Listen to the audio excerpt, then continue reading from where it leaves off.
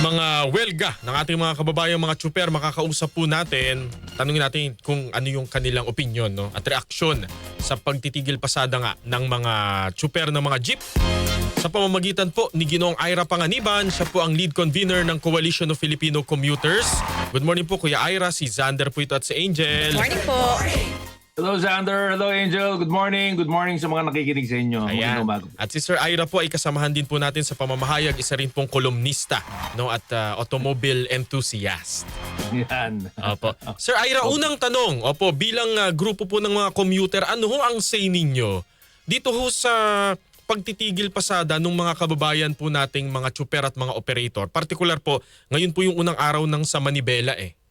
No, I don't find, wala akong nakikitang relevance. Alam mo, yung mga tigil pasada na yan, ano, alam ko naman kung ano yung ultimate goal niyan.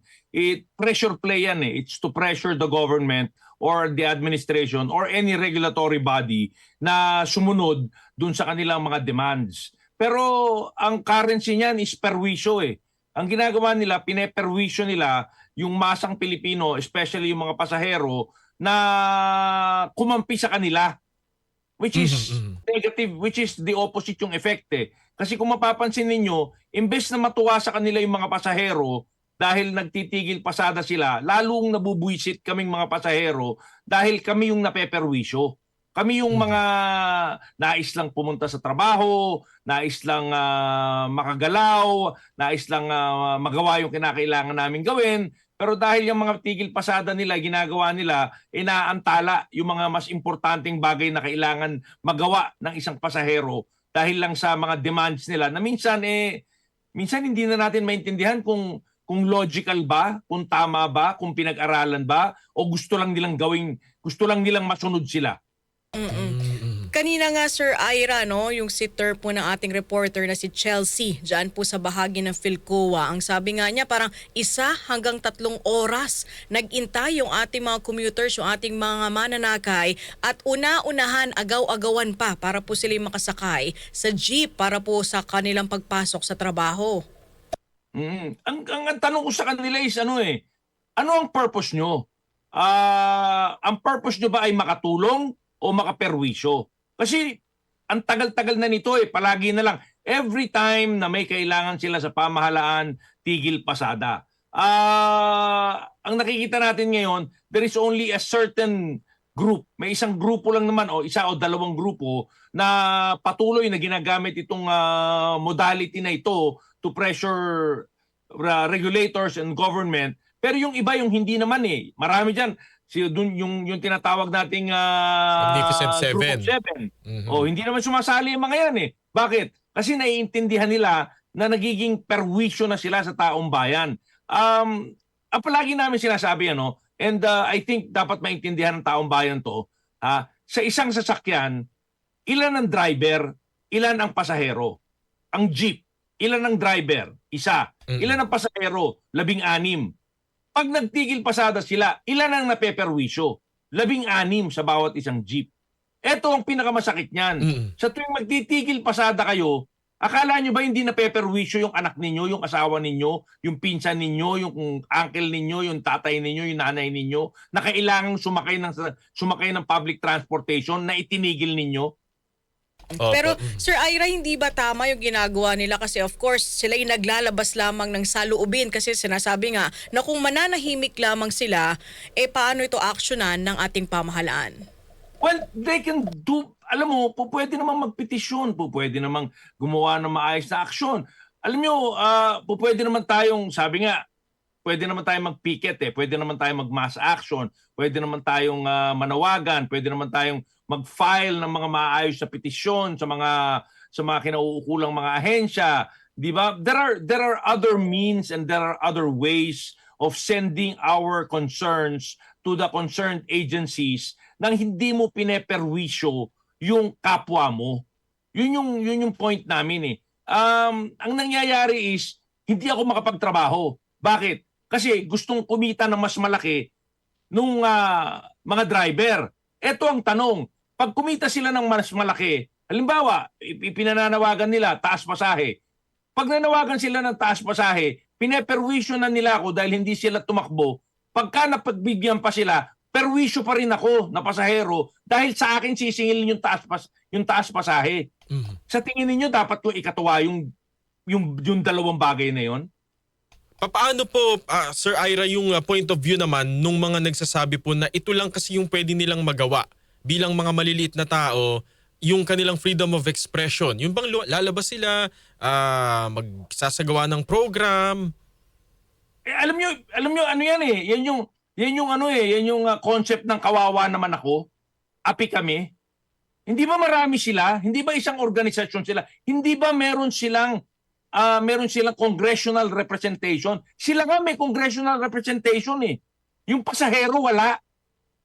Oo nga, sa walang party list. Walang Party list. Walang congressman na nagre-represent sa kanila. Walang senador na lumalaban para sa pasahero. Pero yung mga transport groups na yan, meron silang union, meron silang congressman, meron silang party list, meron silang senador na nagba-backup sa kanila, meron silang cabinet secretaries and functionaries na sumusuporta sa kanila.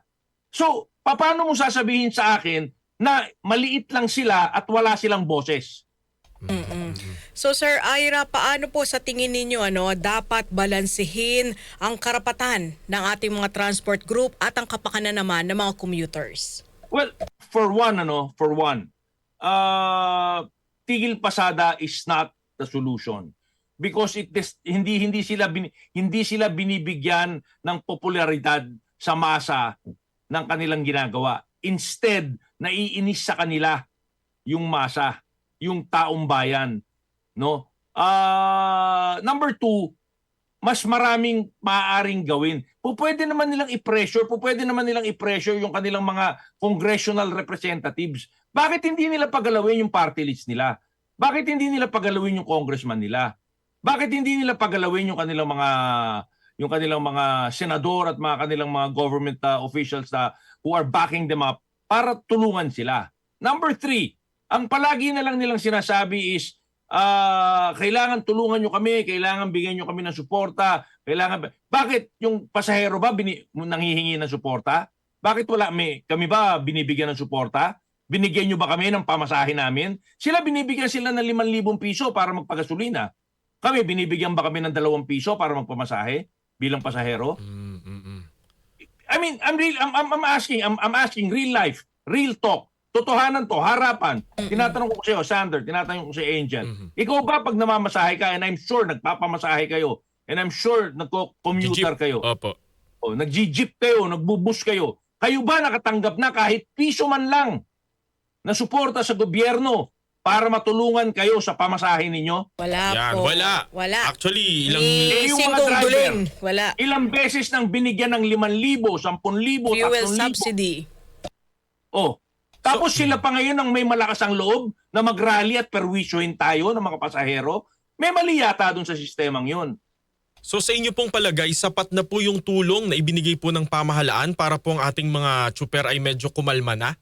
Well, hindi sapat, pero meron tulong para sa kanila. Enough para wag tayong perwisyohin yung mga pasahero. Di ba? Opo. Gets nyo? Yes. Yan yung point ko.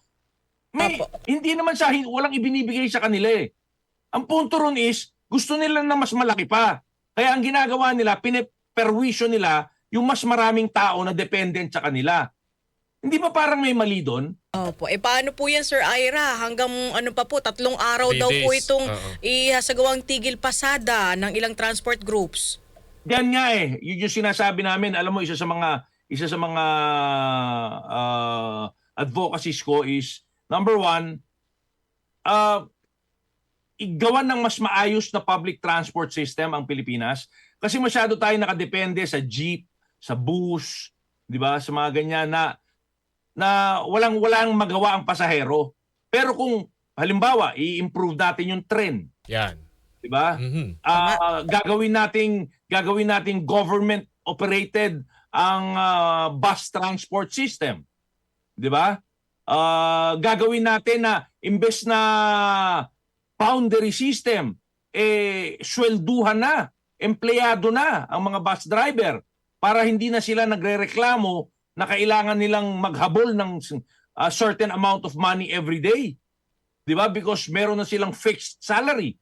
Bakit hindi natin gawin 'yan? Bakit hindi natin ipatupad yung mga ganyang bagay? Bakit pumapayag ang mga regulators natin na tuloy-tuloy pa rin itong boundary system? Another point, boundary system. Ano po ibig sabihin nito? Sa pagkatapos ng araw, ang isang driver magbibigay, halimbawa jeepney driver ako, magbibigay ako ng 1,500 pesos dun sa operator ng jeep, yung may-ari ng jeep na nirerentahan ko. Oh, pagka nagkaroon ng oil price increase, ang solusyon, itaas yung pamasahe ng pasahero. Pero yung 1,500 ng operator, nakita niya, neto yun, kanya na yun, wala nang mga ano doon. Hindi nagagalaw. Subukan naman kaya natin na bawasan natin ng 300 yung 1,500 para lumaki yung kita ng driver. Imbes na dagdagan yung pamasahe ng pasahero. Naisip na ba natin yon?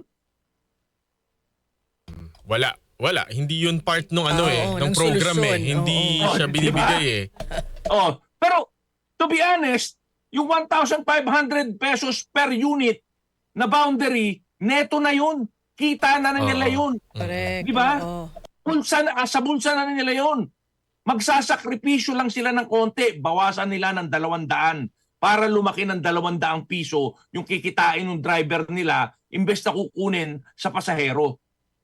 Sir Ira, siguro po panghuli na lamang po, although on a general sense po ito, kayo po bilang isang car nut, kung pwede nating i-describe ng gano'n, no? At automotive journalist din, ano ho sa palagay ninyo yung mga tama o maling hakbang ng pamahalaan na ginawa po nila at hindi nila ginawa ngayon kung meron tayong oil crisis?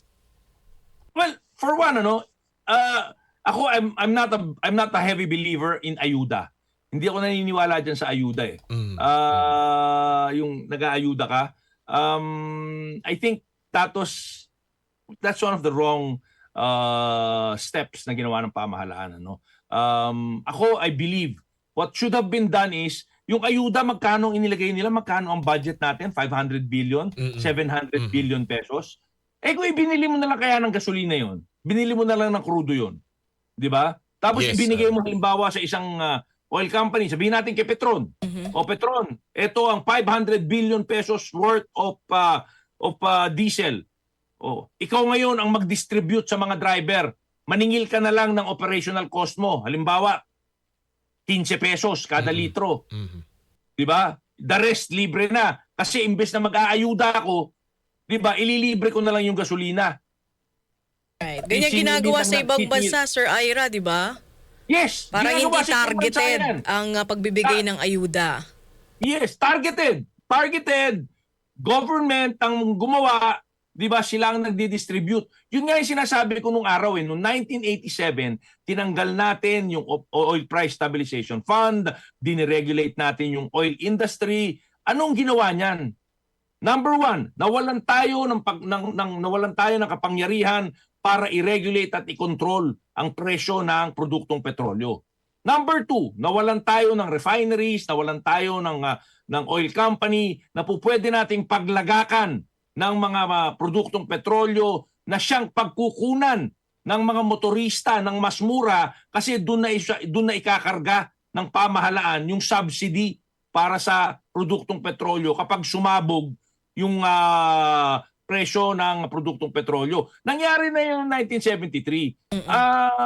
Pinaparangalan ko yung tatay ng presidente natin ngayon. Because noong 1973, by 1974, ginawa yan ng matandang Ferdinand Marcos Sr. Di ba? Binuo niya yung Philippine National Oil Corporation. NOC. Tinayo niya yung Petron. Ginawa niya yung Oil Price Stabilization Fund. And for the next how many decades, nung merong OPSF, stable yung presyo ng gasolina at saka crudo sa ating bansa. Because mayroong isang sistema na nag-aasikaso at nag-aayos niyan kasi nakita na nung matandang Marcos na tuloy-tuloy na ito at balang araw ay magiging mas malala pa at dumating na yung panahon na yun. At ngayong panahon na yun ngayon natin kailangan yung ginawa ng matandang Marcos noong 1974. Pero tinanggal na. Wala na. Di ba? Sabi natin hindi natin kailangan. Privatized na eh. privatized. Ngayon iniimbestigahan ng Kongreso cartel-like actions. Bakit? Ang accusation noong 1986, yung Big Three is a cartel.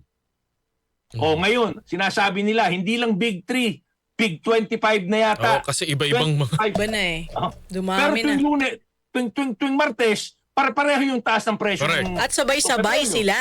At sabay-sabay sila. Hindi ba kartel yon? Oo nga. Opo. Oo nga. Kaso walang magawa ang DOE, Sir Ira. Kasi nga Parang deregulated tayo eh. taga-announce lang kung magkano itataas. wala silang magawa kasi ayaw nilang mag-isip kung paano gumawa. You know, palagi ko sinasabi, kung gusto, may paraan. Kung ayaw, maraming dahilan. It's really that simple. They are regulators. They have laws. They have provisions in the oil deregulation law that tells them they can do things in case of emergencies, in case of situations. What I don't get is bakit hindi nila binubusisi yung mga provision na yon para makagalaw sila. Opo. And with that, Sir Ira, maraming Thank you salamat so much po, Sir Ira. Actually, may mga texter po kami at mga nagko-comment sa YouTube na pumapabor po at sumasaludo Sang-ayon. sumasang-ayon sa inyo. Maraming salamat. Sandra, Angel, maraming salamat Thank sa you inyo. po. Maraming God salamat sa bless oras. Thank you, sir. Nice to see you again. Salamat Nice po. to see you. Good morning. Apo, si Sir Ira Panganiban po ang lead convener ng Coalition of Filipino Commuters, isa rin pong automotive enthusiast at journalist.